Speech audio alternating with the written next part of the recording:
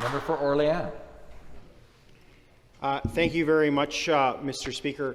It's shortly before 2 a.m. and the government's called us here for an emergency debate because they've lost yet another court case, Mr. Speaker. As has been pointed out, an incredible list of continually losing in the courts. And let's be clear, Mr. Speaker, the government didn't call us back here tonight or this morning to help move Ontario forward. We're not here because the government's trying to improve anyone's quality of life. We're not here to debate a safe return to school or to debate their economic plan for recovery. To my way of thinking, Mr. Speaker, and to my memory, we have yet to debate either of those two things. And so if we want to speak about an emergency, Mr. Speaker, it's the fact that our kids have been learning in front of tiny little screens for the last year. It's the fact that small businesses are going bankrupt and people have lost their jobs and can't pay their rent and are being evicted. Those are emergencies, Mr. Speaker, not the fact that this government has lost yet another court case. And frankly, Mr. Speaker, the only reason we're here is to improve the electoral chances of the government caucus next year. We're here because this government's efforts were struck down by the courts, and they're having a hissy fit. This morning, the government's moving to overturn the will of the courts just to get what they want. And I think that all sounds familiar, Mr. Speaker. It should, at least, because we've all lived through 4 years of it very recently. Now, the Attorney General speaks of principles as the basis for overriding our fundamental rights protected in the Charter. Well, Mr. Speaker, Conservatives used to have principles. Let me quote again. He's already been quoted this evening, Mr. Speaker, but let me quote again. Progressive Conservative Premier Bill Davis. The sole purpose of the Notwithstanding Clause was only for those exceptionally rare circumstances when a province wanted to bring in a specific benefit or program provision for a part of their population, people of a certain age, as an example, that might have seen to have been discriminated against under the Charter.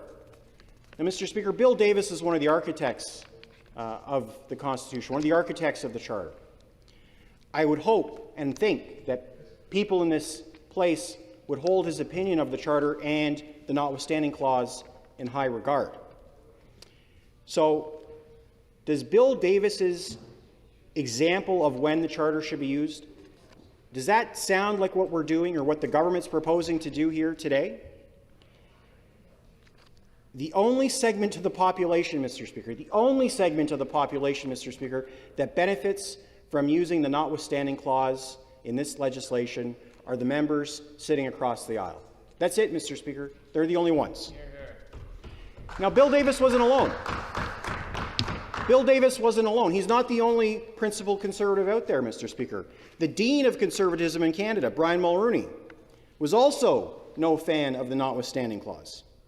He called it a fatal flaw and that it wasn't worth the paper that it was written on. Let me quote Mr. Mulroney. For me, the backbone of our democracy, the strength of our democracy, is the independence and the confidence of the court system in Canada. We have one that would rival any in the world. Well, Mr. Speaker, I agree with Prime Minister Mulroney. We have a court system that would rival any in the world. And sadly, Mr. Speaker, this government's principles, the principles of the modern Conservative movement, no longer include the reverence for the value of the independence of the courts.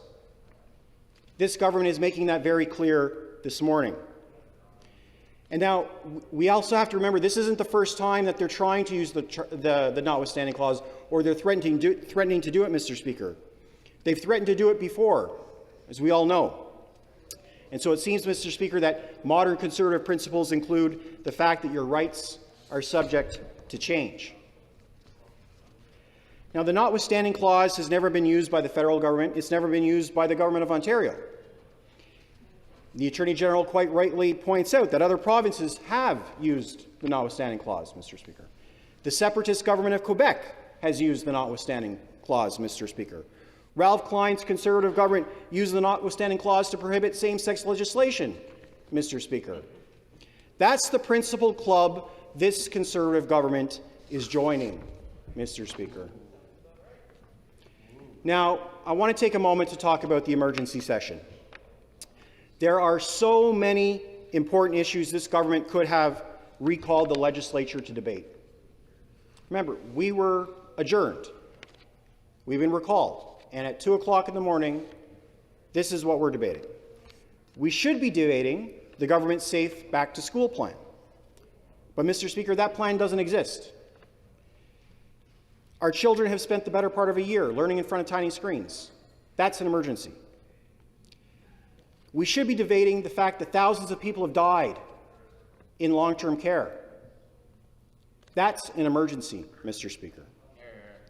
We should be debating the rising acts of hatred and violence that are occurring in our society, Mr. Speaker. That is an emergency. The Premier being criticized on television by his opponents is not an emergency, Mr. Speaker. Thank you.